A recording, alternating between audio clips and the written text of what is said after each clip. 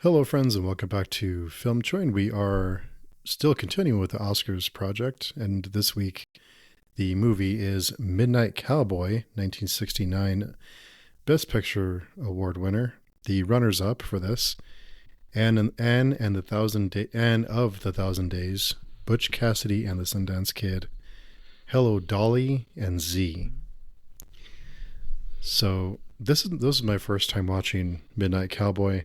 But I wanted to start this off with asking both of you, how would you describe this film to somebody who has not seen it yet in one sentence? You go first, Jared. One sentence. You always do this to me, Chris. You always make me go first.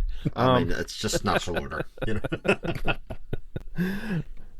Midnight Cowboy in one sentence.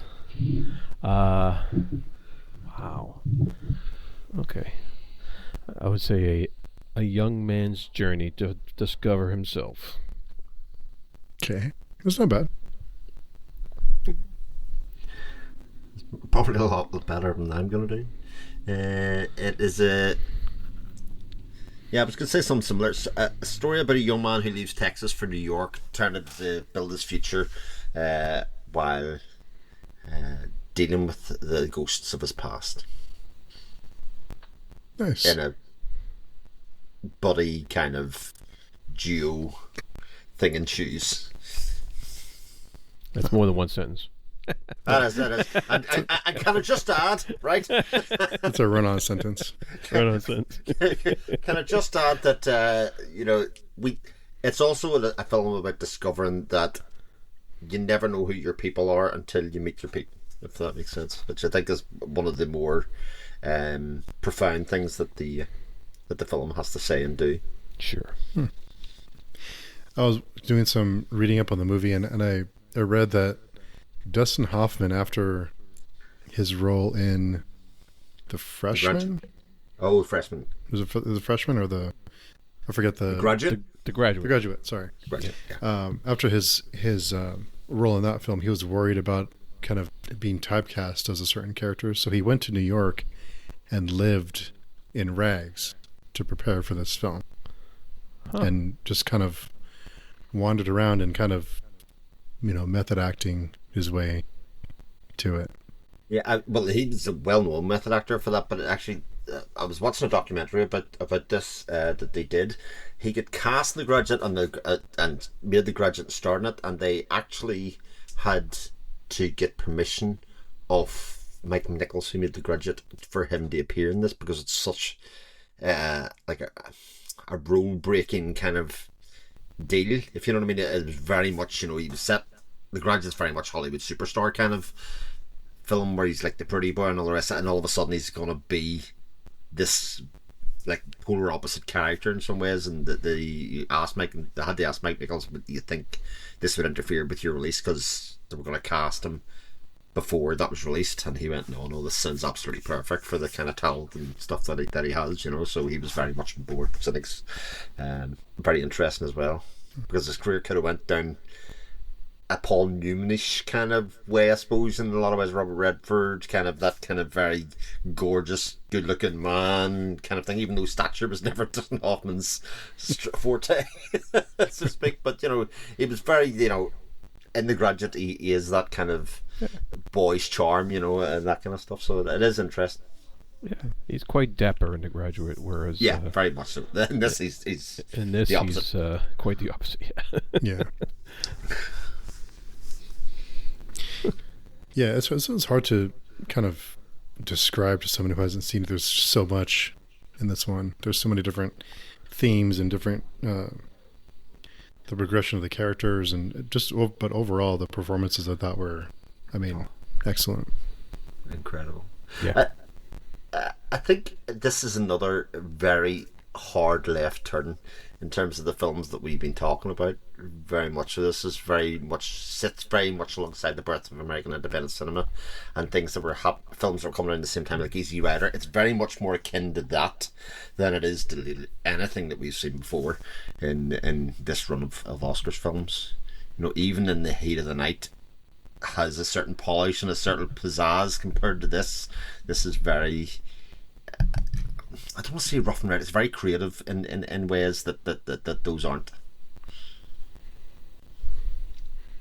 Yeah, well, the Heat of the Night did a good job of showing something quite different from what we had been seeing all along.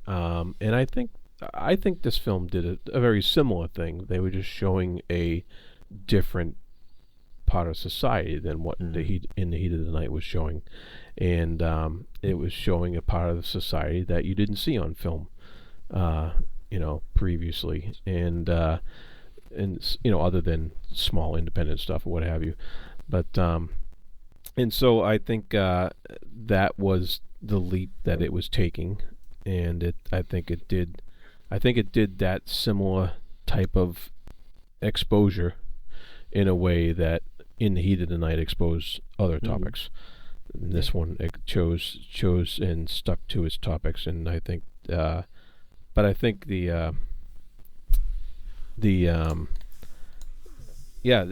like you said, the performances were just outstanding. They were really good. I don't recall seeing John Voight that young was a little strange at first. I was like, wow, he was a young man. I don't remember seeing him as a young man. Yeah. But but he did a great job, and Dustin Hoffman. I'm walking here. Yeah, that's. I'm walking here. So that was great. Yeah, he never fails to surprise me in some of the roles that he does, and some of the range he has, and it definitely showed here. Yeah, just so much to unpack with this one. I thought it was kind of, speaking of John Voight, through all the struggles they go through with being, struggling to eat, struggling for shelter, for heat.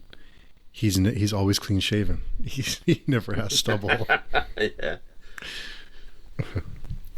Yeah, he still sort of presents as that sort of pretty boy that could and should have earned him an awful lot of money in his chosen profession in New York, so to speak, in some ways. So I think that bit's sort of believable, especially when the hipster crowd kind of spot him and pick him out with this shirt and his get up and his gear. I think that makes it very believable, and I think it makes it very kind of in line with, again, that change that's coming around in the world of about individuality and expression and all of that kind of stuff that was happening around that time with Velvet Underground, etc. It was all happening. Andy Warhol was happening around in New York and stuff at that time as well. So, it's very much in keeping with that idea. Yeah, it's a really interesting journey, because because when you first see him, you don't realize that he doesn't have any money, and he doesn't. Yeah. He's got this. He looks good. He's got this get up. He's reinforcing his looks, with the mirrors and coming out of the shower, and the confidence he has when he's getting dressed and all that stuff, and his and he's kind of just he's telling people off left and right, and he's walking with confidence and stuff like that, and he's on top of the world at that point.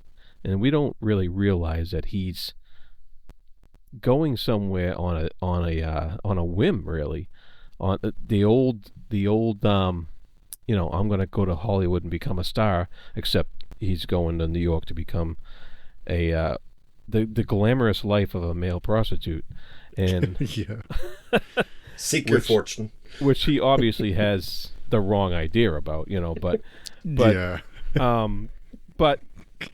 we don't realize that right off the bat as viewers. We just see this spectacular looking, charming young man, all got up, looking nice, getting on a bus and heading out, and then of course things quickly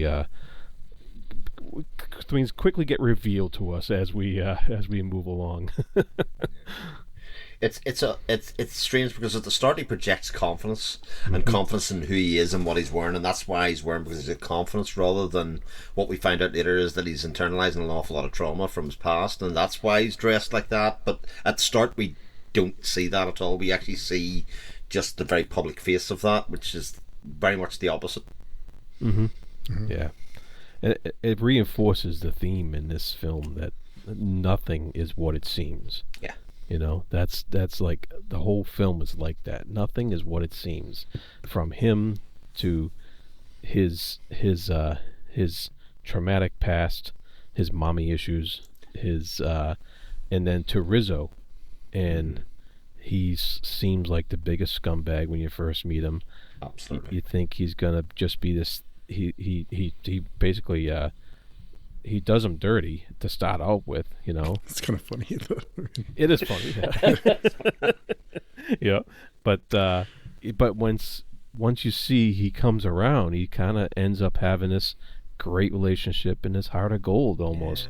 Yeah. And so like nothing is what it seems with this film, and I just really like that about it a lot.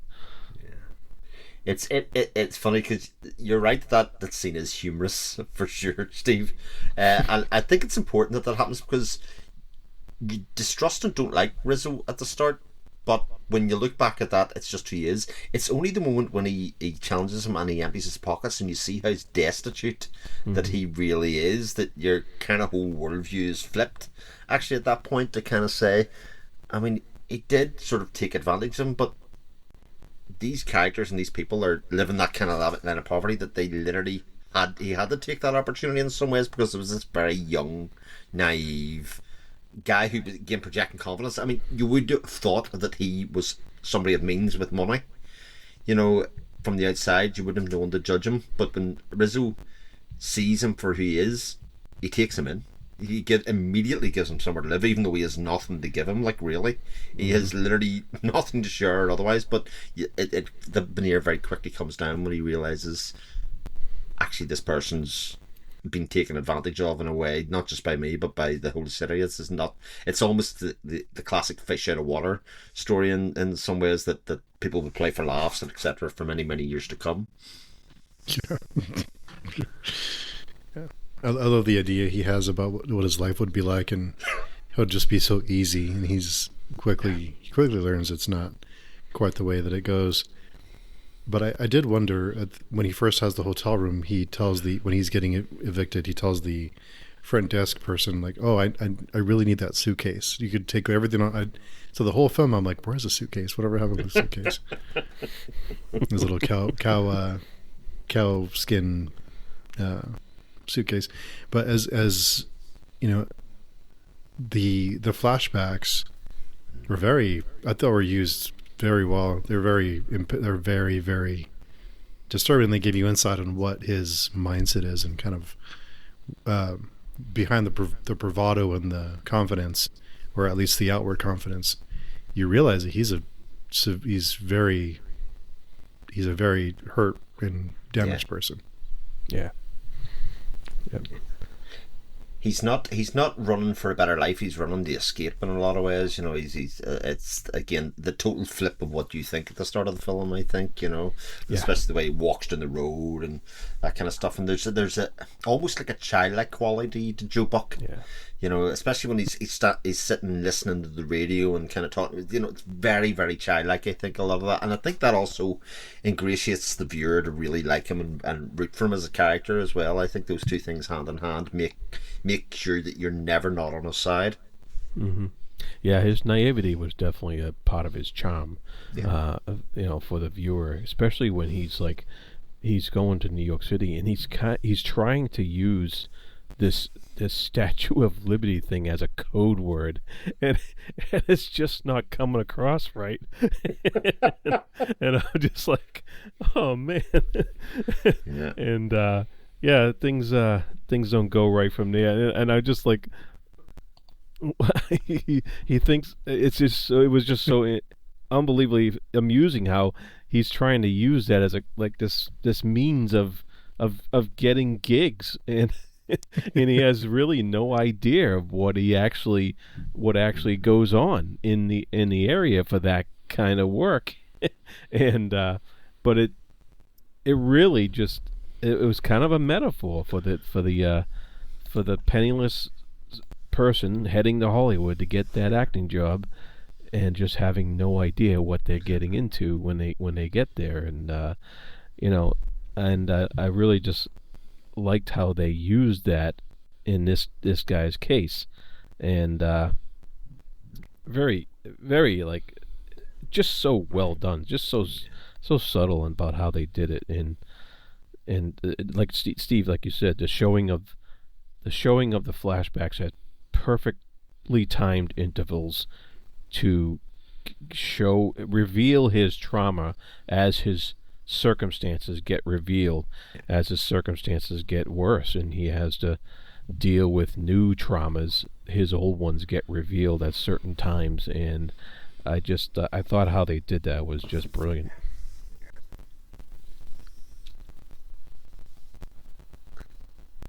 Yeah, I was surprised they went that far with it. It seems like a very big jump from things like maybe it's just because of the award winners and we've been watching a lot of musicals, but the jump that we make to this film, not only in the content but also just it has like a grittiness and a street level kind of quality. It's and this really disturbing story of this person who is living on the streets of New York and trying to make it as a male prostitute, and his buddy who's helping him, I guess who's effectively his pimp. But and then the background in his history, it's a lot of it seems like it's ahead of its time in some ways, just based on the films that we've watched with the gay undertones and the relationship that they have together, and the relationship that they form together, and the love they have for each other. It seemed like a lot to kind of. It seems like a big leap from the films that we've been watching. Very much so. I mean, you may feel differently about it, but I feel like this film's really about people. There's a lot of films and Hollywood films up to that point are about glamorizing glamorous people or glamorizing glamorous issues, and this is very much hardcore social commentary in a lot of ways, which obviously In the Heat of the Night has big racial themes in it, but those were very hot topics at the same time, whereas even to this day, to some extent, a lot of these issues are still sort of taboo in mainstream. Like, still, people wouldn't talk about people like this. They would look down on them, that kind of stuff, and it kind of shines a light on individual characters and the value of people as people rather than their circumstances and all of that kind of stuff. And it's why films like this probably they'll not go to fashion in my lifetime, because there's still not enough of them. There's still not enough representation of those people, and the fact that we judge people quickly, and we judge people because of position and status and what they have rather than who they are and stuff. And I think that's what makes it incredibly powerful in many, many ways, because you do find yourself empathizing and sympathizing with these characters very quickly. And I think that may have been surprising to a lot of people, and why this film, when you would have come out of the cinema at that time, you'd have went, well, that did something for me in a way that I have never really faced or thought about. I don't know people like that, depending on where you grew up or otherwise, but actually I can really see that person, and that's powerful filmmaking. Yeah, certainly. Yeah. A lot of stuff was mentioned in this film, was shown in this film, that I think, Steve, you said it was kind of ahead of its time, and I feel the same way, because it wasn't just focused on the fact that there are street prostitutes in New York who are trying to get by and who don't have a very good living, and it's not a very nice living at all. And it wasn't just focused on that. It wasn't just focused on people who have no money and who are living in these condemned buildings, and the poor, and how they have to get by in some cases. And it wasn't just focused on loneliness, and just seeking out companionship and trying to help people out and get by with each other. It wasn't just focused on somebody's childhood trauma. They're their trauma with, his mommy issues and his he even runs away from the thing of Jesus one time. He even runs away from that, so he has some trauma associated with that part of his former life as well. And so that all that stuff is wrapped into this package, that it's a complete character package that it brings us, and it makes him so well rounded, and it makes all the characters that he associates with that much more well rounded, because it's focusing on all those things that are part of our society, a part of everybody's life, that they have one thing or another to deal with in their life.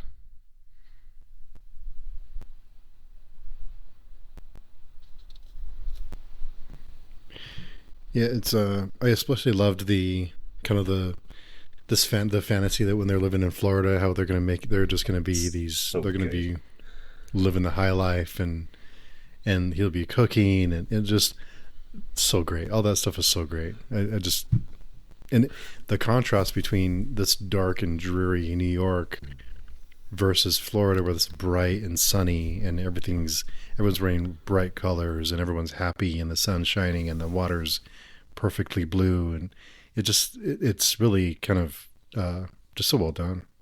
Yeah, and it's not like the Ratso's imagine this incredibly glamorous lifestyle. The location is glamorous, but he's teaching and hustling people in card tricks or whatever. You know what I mean? It's not like, it's not like his imagination is like right out there, I'm going to live in a yacht and all of that kind of stuff. It's a beautiful location that is idyllic and is a very different color scheme to what he has, and it's one of the things that makes the ending so beautiful, is that he died happy in his dream. He dressed the way he imagines himself to dress, and he's in Florida and stuff, and it's like it's almost like a happy ending in some ways, even though it's like tinged with this melancholy sadness, of the death. It's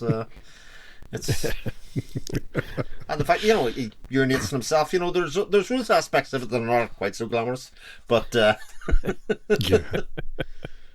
yeah, it's it was interesting, yeah, and to get to that point where they finally get on the bus.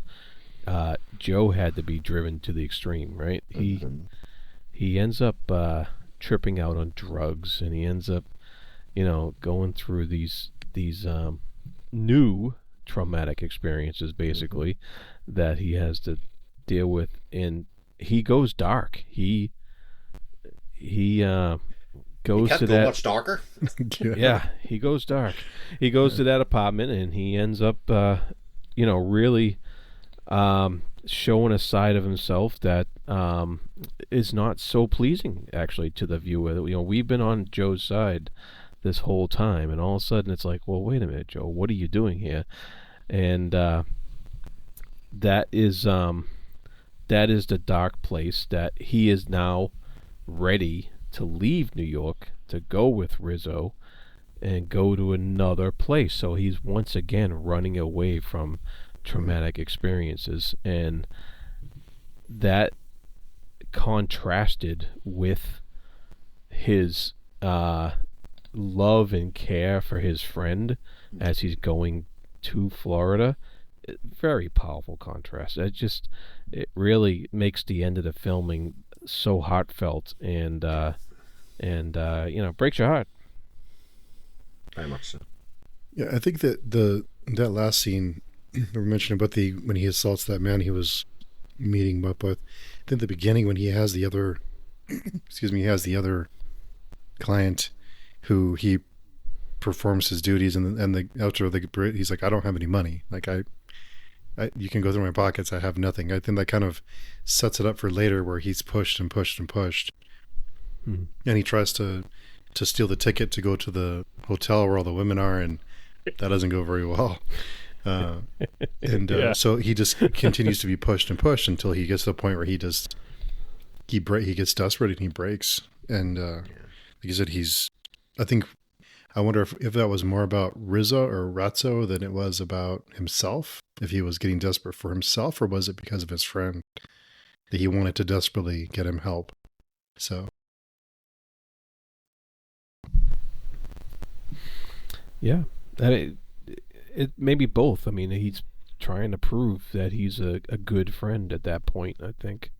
And because Rizzo took him in, like you said earlier, Chris, and Rizzo showed him all this kindness after trying to screwing him over, and the that is where Joe thinks he's a great guy.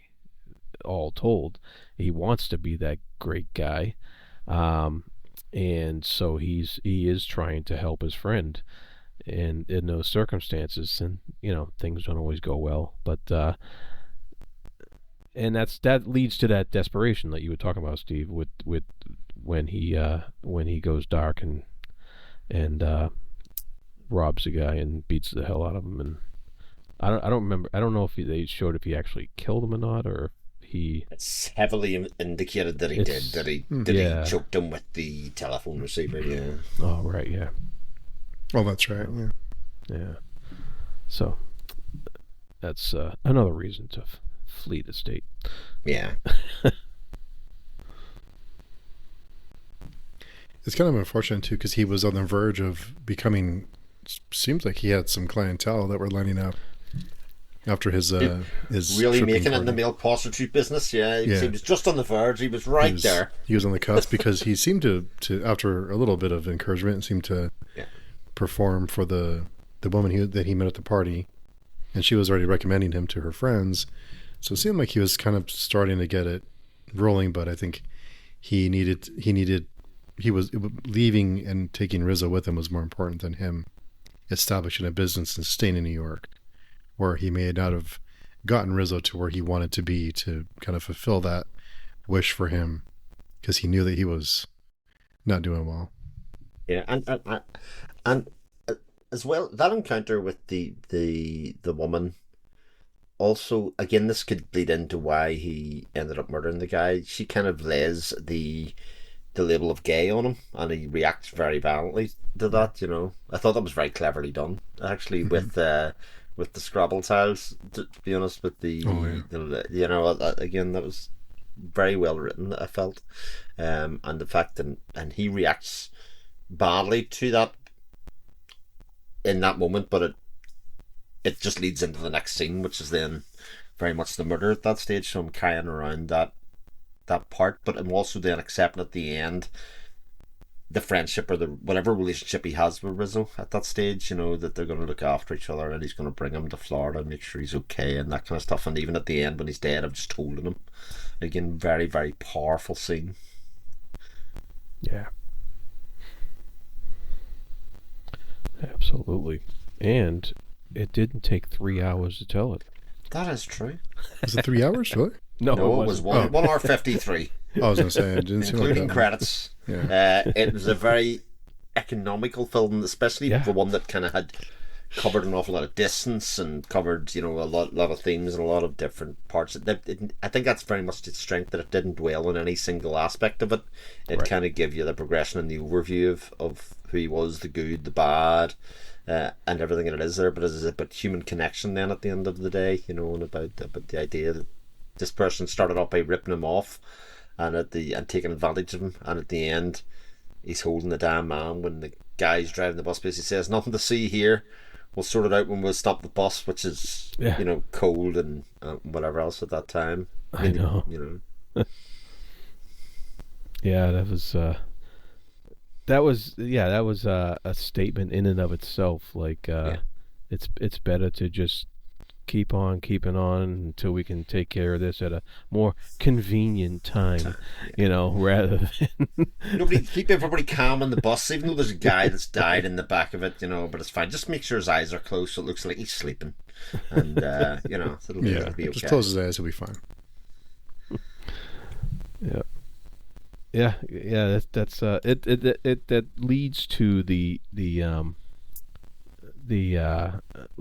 importance of appearances in society, and how it's like because of course we're fascinated with Joe Buck's appearance to start with, and how important that is to him, and how important it is, and how people sees him, and then we have the appearance of Rizzo, who just looks like a dirtbag with at first glance, and how that affects how we react towards him and how everybody around him reacts towards him.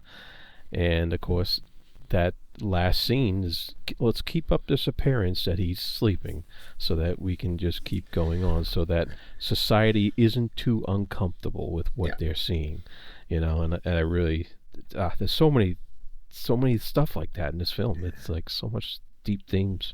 Really nice. And speaking of the end, when he does get to Florida and he gets the new clothes and he changes and he dons the bright and colorful Florida attire, it seems like a moment for him where he is almost like shedding skin and he's evolving and he's kind of turning a corner for himself and to kind of leave the past behind him and to become someone new and to move on from his past. He even makes the comment, doesn't he, about how much more comfortable he feels and how much more how comfortable the shirts are and all that kind of stuff. Again, subtle, not so subtle in some ways, but yeah. Yeah. It's so comfortable. It's only $3. It's amazing. Yeah. I really like this one. I don't know. It was a lot more than I was expecting. I did not know what to expect, but it was more than I expected. Yeah, definitely. Yeah, it's one of those movies that I've heard about all my life, but I never just took the time to sit down and watch it. And I don't know why that is. I just it wasn't this big historical epic or anything like that. It was just it's just I don't know what it is. It was just one of those things, and now I'm like, damn, why didn't I watch this before?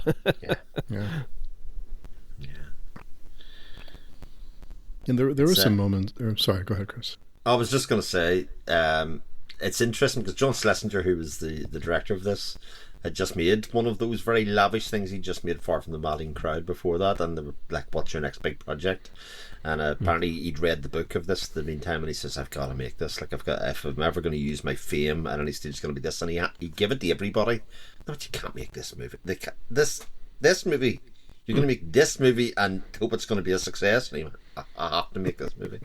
He loved the book so much, and people were like, but who the hell's going to go see this movie? Who's going to want to go see that? How do you sell this to anybody that this is going to be worth watching? And of course, he did make it, and it did win the Oscar, and it beat out another, of the list of films you read out, Z's very good, but it beat Butch Cassidy and Sundance Kid, which is no mean feat, which is also an Alzheimer.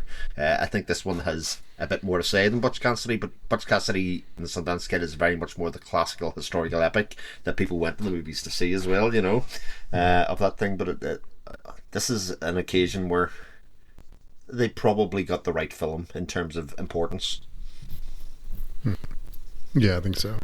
Yeah. I like Butch Cassidy and Sundance. Yeah, I like it a lot. It's a good film, but this one of the best endings of all time. Yeah.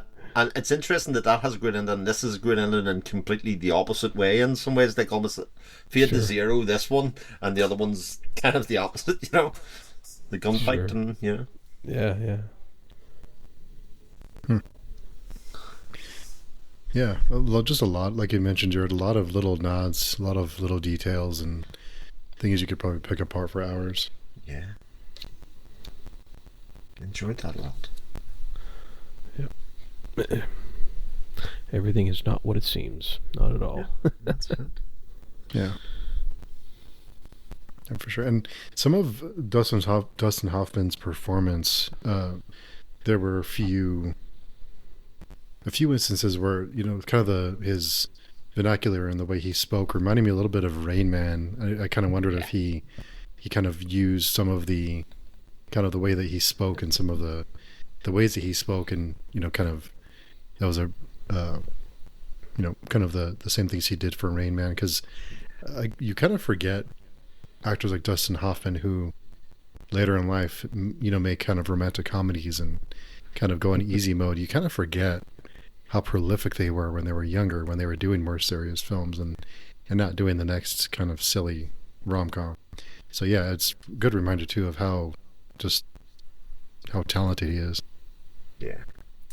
Yeah, I think we'll see him later on. Did Tootsie win Best Picture? I think Rain Man did. Rain Man did, yeah. Did it? Pretty sure. I think it did. But he had a very prominent... I mean, he was sort of one of those very prominent method actors that was sort of given multiple parts. I think the fact that he did Graduate and this kind of back-to-back, both incredibly successful, set him up for having that very varied career. I was looking at the Best Actor for this year. Like, it's completely stacked this year, because John Voight got nominated for Best Actor as well as Dustin Hoffman. Both of them. Okay. And neither won. It was won by John Wayne for True Grit, which I think is one of those classic nods to somebody that's a thing. But Richard Burton was up for Enough 1,000 Days, and Peter O'Toole for Goodbye Mr. Chips. So I mean, it was very much a heavy hitters kind of thing. And interestingly, the Best Supporting Actress, one of the nominations went to Cass, who has 6 minutes in the film as the woman that he meets coming off the bus, and that he ends up giving the money to for his male prostitution services. Wow. That's right. Wow. We will see him. He's in Kramer versus Kramer, right? Yes, Kramer versus Kramer. Yes. We'll see him in 79, and then we will see him again in 88 for Rain Man. Okay. So that's a pretty wide range of roles you got. You got The Graduate, this film, Tootsie, Kramer versus Kramer. I love Tootsie. Rain Man. Wow, that's a wide variety of roles. Yeah. It's pretty good stuff. So good. Yeah. So, unless there's anything else, if you have anything to mention specifically, where does this rank in the films we've seen so far? Wow. Good question. It's definitely ranks above quite a few. Somewhere in between West Side Story and Tom Jones for me. No, actually, the one other thing I wanted to say about this, and it might mean as much to you, Steve, I don't know if you've read it, but there's a lot of it reminds me of On the Road by Jack Kerouac. A lot of the kind of the going across America, finding yourself, discovering things about yourself, about that book, and about this, even though he kind of just goes to a single location. But yeah, he does the kind of triangle of this. And the movie's kind of bookended by bus rides. Yeah, absolutely, yeah. Yep. Yeah, the great symbol of moving across America back during that time. Yeah. 60s. Yeah, that's true. Where does this rank at? Jeez, it's up there. It's gotta be. It's definitely top 4, I think. Yeah. I gotta. I had to rethink The Apartment. I think that's still my favorite. Yeah. Sound of Music's pretty damn good, though. Only one banger in this one. Only everybody's talking. Yeah. Over and over and over again. Yeah, it's a great track, though. Yeah. I think it might be number 2 for me. 2 or 3. Yeah, it's 2 or 3. Yeah. Yeah, it's tough. This one, I mean, I love The Apartment. I think I go back and forth. I think it's very, very close to Unseating in The Apartment as number 1, just because I can see that. I mean, what a powerful movie! What a great movie. Yeah. Yeah, I'll have to think about it some more, but yeah, it's definitely there. Yeah. Definitely in the conversation. Yeah. Well, we're about to hit the big decade. That's right. Well, is this 10 movies now? Are we? I think it might be. Yeah. It is. All right. Maybe we'll have to make a list for next week, huh? Yeah, we should. Like our top 10. have our own Oscar nomination. There you go. Have some bangers coming up, though. I'm not looking forward to the next one, though, I'll have to say. Me either. Oh, the next one is Patton, right? It is Patton, yeah. Might break it up a little bit. But after that... Yeah, but after that, oh man, yeah. Yeah. Can we put 3-hour films in the back burner? That would be just really nice. Yeah. Unfortunately, Patton is one I only seen the first 10 minutes of. Oh, wow. I mean, that's pretty much the credits. Yeah, I heard it's really boring. I hope really it gets dry. better after that. But after that, we are in business. The French Connection, Oh, yeah. The that's a good Sting, one. The Godfathers. Yes. I mean, Yeah, those are some bangers. Those are some really good ones. yeah. And also one of my favourite films of all time, quite surprisingly, is in this decade as well. And I'll tell you which one. A film that is incredibly underrated. Let's see. Rocky? No. Yeah, Oh, I'd is say it? Rocky 1 Oh. is incredibly underrated. I think people mix up Rocky 1 with 2, 3, 4 and what those films became. But Rocky 1, again, social commentary is... Sylvester Stallone, again, doesn't get enough credit for the writing and putting that together. That is a hell of a movie in my opinion. I wonder if that should have been left alone as of one movie and not a series. Yeah, well, it became something different, didn't it? It became sort of a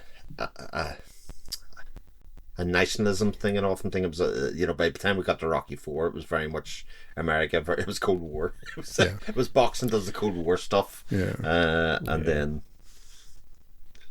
5 with Tommy Morrison. I don't know. 4's great, but it's a very different great from 1. Yeah. Yeah. The whole Rocky series, I guess we can get into that sometime, but his willingness to sacrifice his life to go to Russia and to fight for free. Yeah. That does kind of, I guess there's some substance there. It wasn't all propaganda, but, It's kind of fit the time, but it did beat out Taxi Driver, but just tells you how good a movie it was. Like, the Taxi Driver's freaking phenomenal film from that same year. Like. Yeah. That Network was that year. Jesus, the 70s were full of amazing movies. Holy Yeah. shit. Yeah, we're getting into it now. Yeah, we are. good stuff. Yeah. Well, cool. Well, until next time, we'll be talking Patton. We're trying to. And I'm going to start it and try and do it in chunks. But until then, Chris, where can people find you? They can find me on my YouTube channel at The Chronicle of Chris. We'll go for that one because it's the only one I'm updating. Or you can find me on Page 2 and all of its podcasts and discussions there, including the podcast Speculative Speculations. Yeah, and Jared. And you can find me on those podcasts as well. And you can find me at the Fantasy Thinker YouTube channel. Yes, be sure and check those out. And so next time should be a fun one way or another. But we'll figure it out. So until next time, we will talk to everyone very soon, and thanks for listening.